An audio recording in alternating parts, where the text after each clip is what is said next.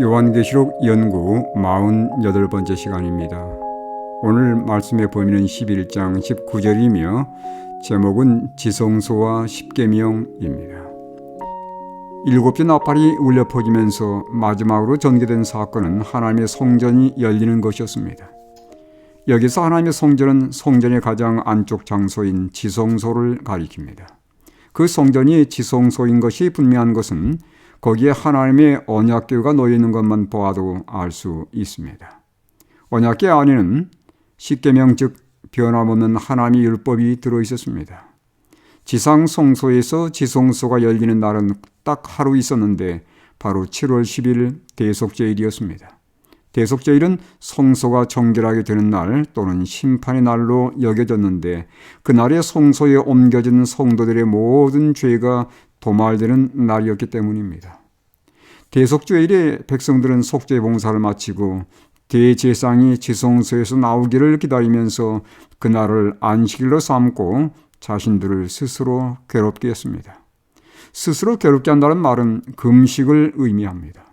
하나님의 백성들은 금식하면서 자신들의 죄를 하나님 앞에 내어놓고 철저히 자아를 비우는 경험을 했고 아무 일도 하지 않으면서 그날을 성일로 보냈습니다.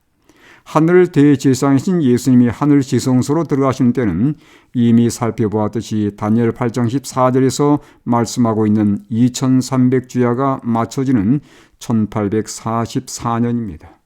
하나님의 말씀에 기록된 대로 1844년에 예수님이 하늘 대제사장으로 하늘 지성소에 들어가셨고 그때부터 성소 정결 즉 조사 심판이 시작되었음을 우리는 믿습니다. 우리가 예수 그리스도를 믿음으로 의롭게 되지만 그 믿음이 하나님의 계명을 순종하게 하는 믿음인지 계명을 무시하는 말로만 믿는 믿음인지를 하나님은 살피시는 것입니다. 그리스도를 믿고 구원을 얻었다고 주장하지만 여전히 죄 가운데 머물러 있는 그리스도인들이 많습니다. 그들의 믿음과 순종을 별개의 것으로 취급합니다. 물론 순종함으로 구원을 얻는 것은 아니지만 우리가 참된 믿음을 갖게 되면 거듭남과 더불어 예전에 즐겨했던 죄된 습관과 죄를 미워하게 됩니다. 그리고 하나님의 모든 말씀을 즐겨 순종하게 됩니다.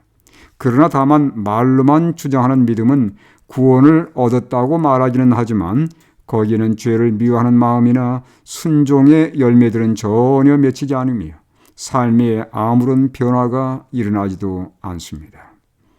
조사 심판은 누가 진정한 믿음을 가지고 있으며 누가 진실로 회개했으며 하나님의 모든 계명을 즐겨 순종하며 죄를 미워하는 삶을 살고 있는지를 살피는 엄숙한 심판입니다. 특히 대속죄일이 진행되는 장소인 지성소에 십계명이 놓여 있는 것은 하나님의 백성들이 믿음으로 십계명을 온전히 순종하며 그들의 품성이 십계명의 표준에 이르렀는지를 살피신다는 것을 깨우치기 위한 것입니다. 요한은 요한일서에서 이렇게 말합니다. 우리가 그의 계명을 지키면 이로써 우리가 그를 아는 줄로 알 것이요 그를 아노라 하고 그의 계명을 지키지 아니하는 자는 거짓말하는 자요 진리가 그 속에 있지 아니하되. 요한일서 2장 3절 4절 말씀입니다. 요한은 믿는다고 주장하면서 계명을 지키지 않는 자는 거짓말하는 자라고 말씀했습니다.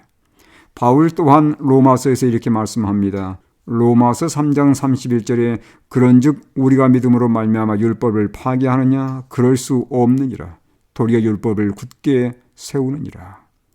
그렇습니다. 믿음으로 계명을 무시하거나 파괴하는 것이 아니라 오히려 굳게 세운다고 바울은 주장합니다. 요한은 지성소 열리면서 언약궤가 드러나고 그와 함께 번개와 음성들과 우레와 지진과 큰 우박이 있더라고 언급했는데 그것들은 7째 재앙 때 있을 번개와 음성들과 우레 소리가 있고 또 큰 지진과 큰 우박이 있을 것과 동일한 것임을 알 수 있습니다. 요한계시록 16장 18절과 20절을 참고하시기 바랍니다. 즉 이것들은 하나님의 계명에 순종하지 않은 세상에 대한 하나님의 진노의 심판이 장차 어떤 것들인지를 사전에 경고해 주고 있습니다. 나의 믿음은 계명을 온전히 순종하는 그러한 믿음인지요